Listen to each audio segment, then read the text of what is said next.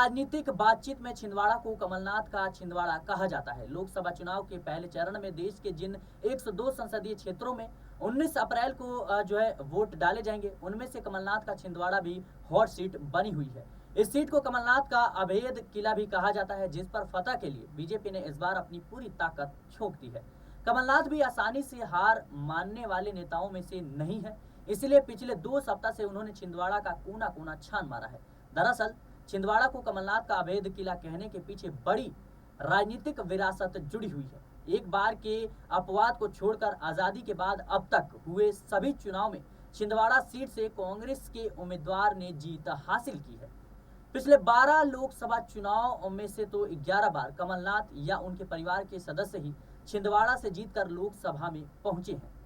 सिर्फ एक बार 1997 के उपचुनाव में बीजेपी के पूर्व मुख्यमंत्री सुंदरलाल पटवा ने कमलनाथ को पटकनी दी थी। छिंदवाड़ा सीट से कमलनाथ 9 बार और उनकी पत्नी अलका नाथ 1 बार और उनके पुत्र नकुल नाथ भी 1 बार सांसद रह चुके हैं।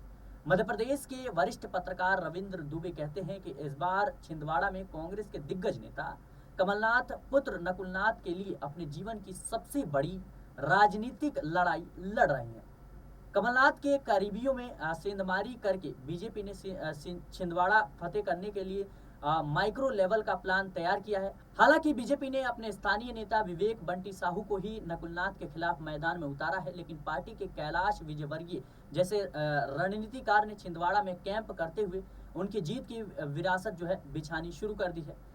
कैलाश विजयवर्गीय छिंदवाड़ा सीट पर बड़े मार्जिन से विवेक बंटी साहू की जीत का दावा करते हुए लंबे समय से देखे जा रहे हैं। गृह मंत्री अमित शाह, बीजेपी के राष्ट्रीय अध्यक्ष जेपी नड्डा, केंद्रीय मंत्री अनुराग ठाकुर और मुख्यमंत्री मोहन यादव सहित तमाम बड़े नेताओं छिंदवाड़ा में विवेक बंटी के पक्ष में जोरदार प्रचार करते हुए नजर आए।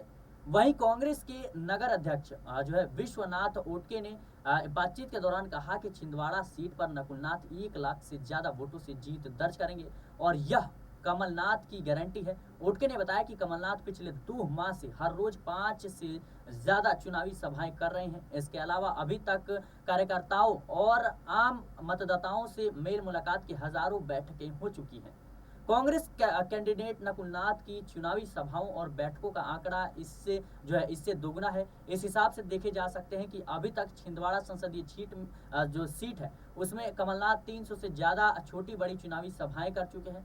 नकुल नाथ का नाम तो कांग्रेस की स्टार प्रचारकों की लिस्ट में भी है और छिंदवाड़ा में कुल 1934 पोलिंग बूथ है, जिसमें शुक्रवार 19 अप्रैल को सुबह 7 बजे से लेकर शाम 6 बजे तक वोट डाले जाएंगे। छिंदवाड़ा में लगभग 16 लाख मतदाता हैं, जिनके हाथ में जीत हार की चाबी है। अब यह देखना दिलचस्प होगा कि 4 जून को नतीजे के बाद कांग्रेस के कमलनाथ दूसरी बार संसद में पहुंचते हैं या फिर बीजेपी के विवेक बंटी साहू की लॉटरी खुलती हुई नजर आएगी।